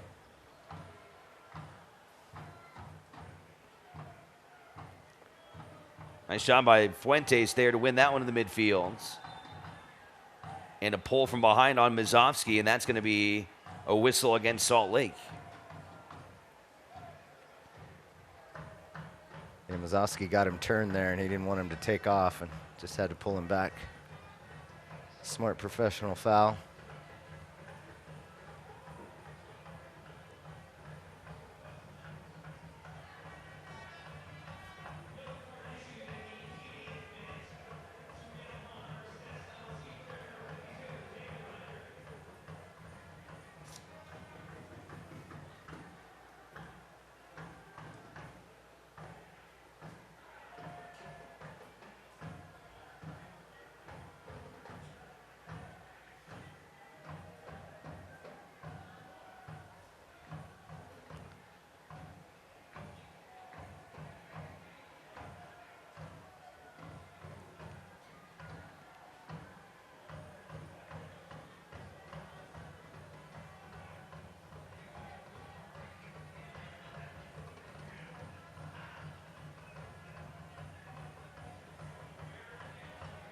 Tight match coming down to the final 10 minutes. Two teams hoping for more than just 1 point here tonight. Good switch. Chance for Salt Lake, and off the bar. And Marcinkowski gets back again. Oh my, and pulled by Salt Lake as that one almost came through. You got to be kidding me. Well, if that's not saves of the week, I don't know what is. What a great job. Gets his hand on the first one. Then gets back to get in front of it there. And then does a great job to get back in front again. If you're Luis Arriaga, you got to be thinking, how in the world do I get rejected twice like that? Oh, what a great first save. He couldn't have been any better. Reno not out of trouble yet, and that one finds the back line. And the Monarchs have stunned Reno here in this second half as Eric Holtz has his first goal of the year.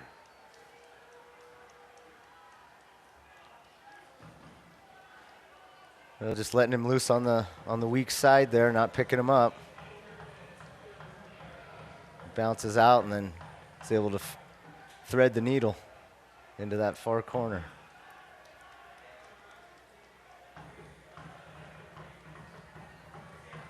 Well, Marcinkowski did everything he could to keep it out, and then fortunately they just squeeze it in after those great saves.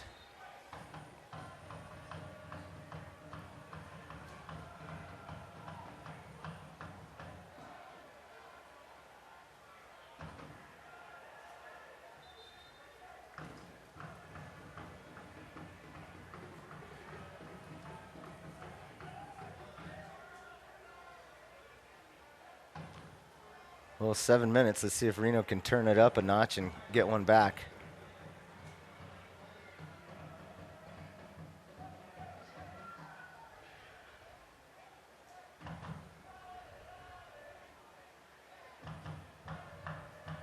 Still plenty of time for Reno to now equalize. They saw Fresno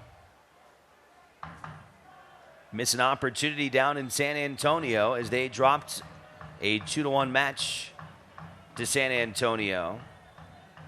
And Reno, a golden opportunity, even just 1 point, really helping their cause as they try and get back into second place. But if this one holds here tonight and Salt Lake can finish off a 2-1 win, that would really hurt Reno's chances at trying to get up into that second spot. So this is a critical period of time. We'll see if Reno can find something. They've had a lot of close ones tonight. Also have to be careful. Salt Lake has been organized pretty well here in the last couple minutes. Well, they have done a much better job of closing down the wings, keeping possession just a little bit, but when they've had their chances, they've made them count.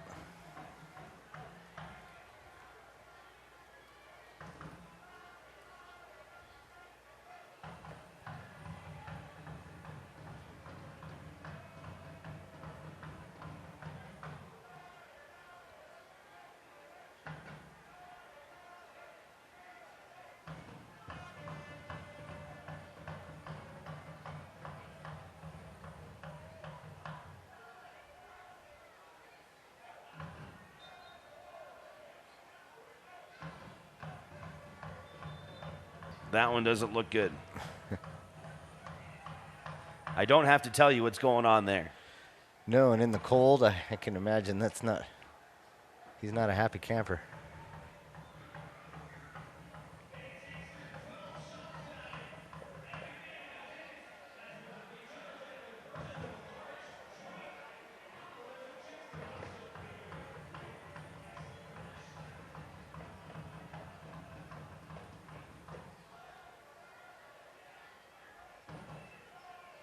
Oof.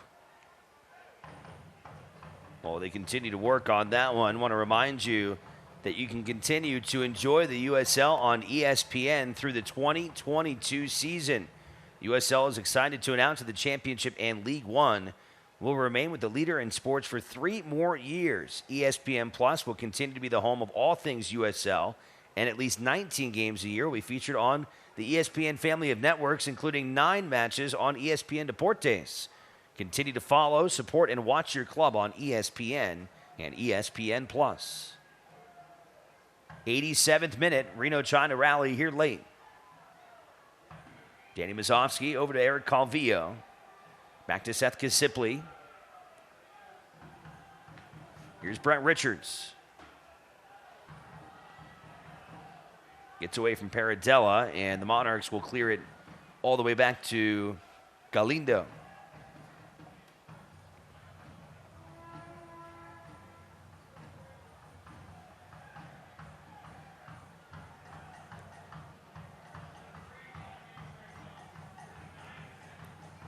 Got to be careful here. Marcinkowski handles a sharp shot off the foot of Jack Blake, who unloaded from just outside the box.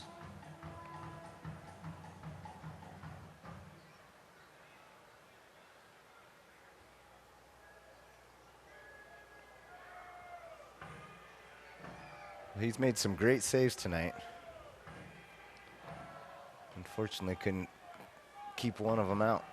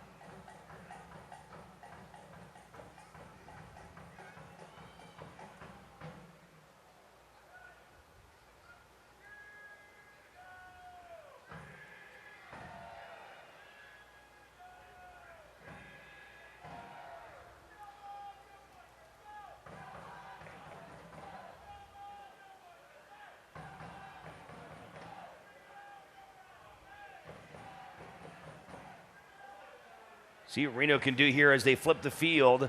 Here comes Paradella.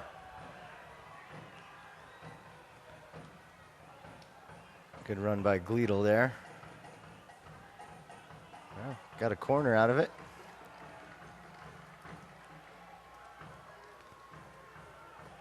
There'll be a little bit of stoppage time, but this will be a good opportunity to get one back.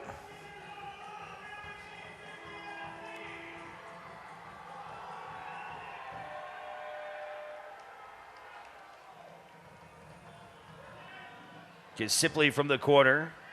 Cleared away. Gleedle keeps it alive. Janjigian. Salt Lake survives that attack. Well, still got the pressure on.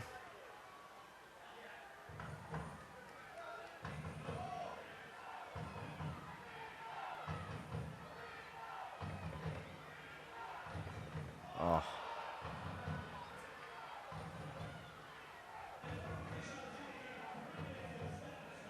Looking for Gasipli there, and Gasipli just kind of stopped his run as the ball went through.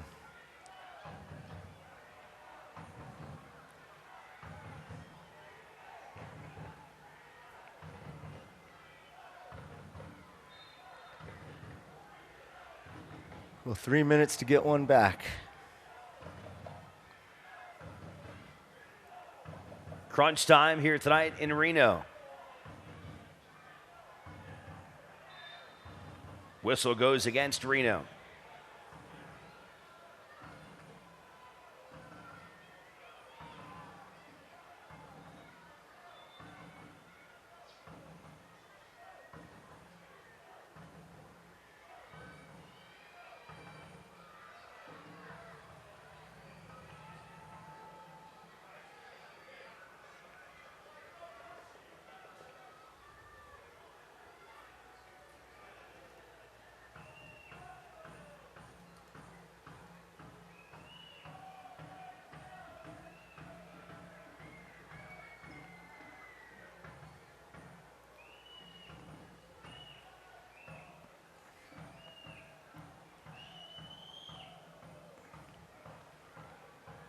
Salt Lake wants to make a late substitution. Yeah. You can see the frustration on the field right now. as Chang comes out, and strong effort from him this evening. And the Monarchs will get some fresh legs here for the final couple of ticks.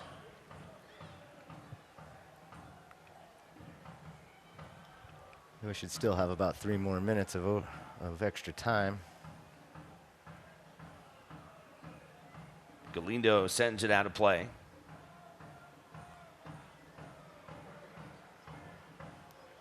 That turf is softened up and coming out in chunks.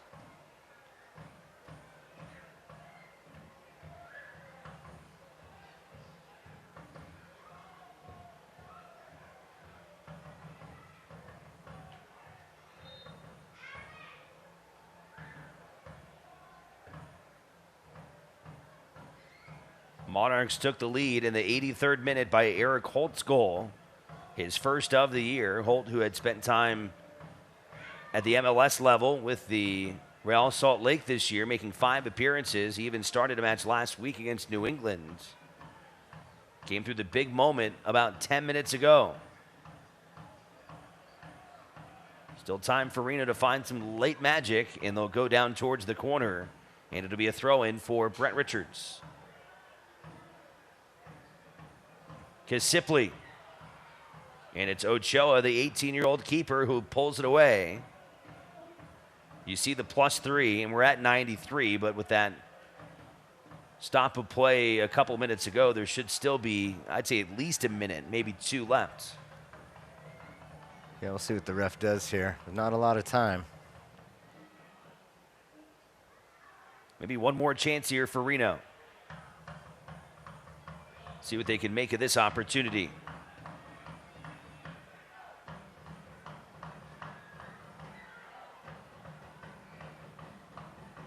Off the ricochet goes to Fuentes. Richards was trying to find Galito, and it was defended and finished off. That's the final whistle.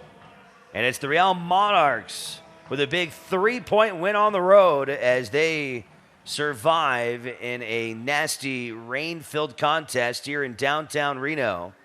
The Monarchs even up their score on the year, get to 13 wins and now 46 points.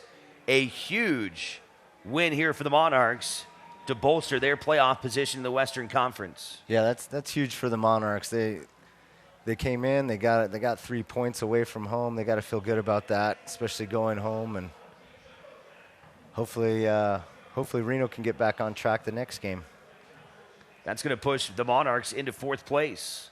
So their 3 points leaps them in front of Sacramento and Orange County, and the Monarchs now are in prime position to be a top 4 team, and maybe this win here tonight is what gets the Monarchs a chance to host a home playoff game. That could be a massive result come playoff time. Yeah, they've got to be excited about what they did tonight, and they had a good game plan and just kind of sitting back. They looked like they switched to the 4-3-3 in the second half, which worked out for them, and they got a goal and ended up with the win. So a frustrated Ian Russell. You can see how just drenched these guys are, and one of the tougher environments that these two teams have had to withstand this year. Monarchs, 13 wins on the year, 10 losses and 7 draws. And for Reno, a frustrating and rare home loss as they go to 16 wins, 10 losses, and 5 draws. They'll stay at 53 points. And for Reno, that will keep them 3 points back of Fresno. Real wasted opportunity as Reno is trying to keep their chances of getting into the top 2. And that path much more difficult after tonight's results. Let's go down to Julian Delgadio. He's on the field with more. Danny, you get a goal tonight, 11th on the season, 6th header, but not the result you were looking for. Just what do you learn from a match like this? I mean, we just need to focus. I feel like our goals were all pretty silly, and yeah, we just got to build on it. We got to watch a video on it on Monday and learn from it so we can, fix it in the game on Saturday. Still playing incredible soccer the last couple of matches for this team coming back from injury. How are you feeling, and how excited are you for this final stretch of the season? I'm excited. I mean, I know that I don't want to just get complacent since I've been scoring. I've just been telling myself keep giving more and keep doing more, and I'm able to score goals. But I mean, at the end of the day, you want to score goals to win. So today we didn't win, and we just got to learn from it. Only one home match left here at Greater Nevada Field for you guys before playoffs. What's it just meant to you to play in this arena in front of this home crowd? Yeah, it's important because we want that playoff home field advantage. So we want to win as many games as we can these last 3 games left in the season. So we're going to try to close out strong and get that home field advantage. Cool. Best of luck moving forward. Thank you. Appreciate it. Yep. Thank you. Back over to you guys. All right, Julian Delgadio surprisingly stayed dry down there. What a job by him to stay under cover in this rain-soaked second half here at Greater Nevada Fields. Let's take a look at the highlights here from this one tonight, and it was Reno who would get on the board first. It was Danny Mazovsky, as Julian mentioned, his prowess through the air. It was off a ricochet, found Seth Kisipli, and watch that header, beautifully executed. Yeah, great ball from Seth into Mazovsky, and if he does what he does best, he scores with his head. A few minutes later, 41st, it was Noah Powder gets through not one, not two, but 3 Reno defenders en route to goal, his first of the year, and that was the equalizer to make it 1-1. And then what an incredible effort by JT Marcinkowski. That has got to be a top candidate for save of the week, as he was able to keep it tied 1-1. But then just seconds later, on the ensuing possession, Eric Holtz able to find the corner, his first goal of the year in the 83rd, and that would do it as the Monarchs would come out on top with a 2-1 final. You talked, or we heard there from Mazovsky, he was frustrated with just kind of the lack of focus, maybe a little bit on the defensive end, and certainly that's going to be a key point for this team. They're already in the playoffs. That's what's important, but if they want to make a deep run in the postseason, some of these defensive mishaps are going to have to get cleaned up. Yeah, again, we're talking about missed opportunities on the offensive side, and we're talking about just complacency and not staying focused on that defensive side. And those have been the 2 things that have hampered them from getting keeping that second spot. If they had done that, in a lot of their games, they'd have no problem keeping that second spot. But because they seem to get complacent, they let teams in and that shouldn't get in and score. And that's just kind of been the story for Reno. So hopefully they can get back to the film, as Mazovsky was saying, and fix that. I think that look right there from JT Marcinkowski kind of says it all. A lot of frustration as Reno gives up 3 points to the Monarchs. And for the fans of Salt Lake, a big 3-point decision here tonight on the road. And it doesn't get them into the postseason tonight, but it is really going to bolster their opportunity to get in and maybe even finish in the top 4. That's where they'll sit at the end of this one here tonight. Only 3 matches to go here in the USL Championship regular season, and the final home match of the year coming up 1 week from tonight. Festivities will start at 5:45 and kickoff at 6 o'clock as Reno takes on the El Paso Locomotive. Hope you can join us here on Nevada Sports Net. Want to thank our entire hardworking crew. Certainly a difficult one for everybody here tonight with the cold rain. Appreciate everybody's hard work. And for Julian Delgadio down in the field, doing a great job as well. That's going to do it for us here tonight. For my broadcast partner, Brian Slusser, I'm Alex Margulies saying so long from downtown Reno. It's the Monarchs on top of Reno 1868 tonight. We hope you can join us next week. Good night. This copyrighted telecast of the United Soccer League Championship cannot be retransmitted, rebroadcast, or reproduced without the expressed written consent of the United Soccer League Championship.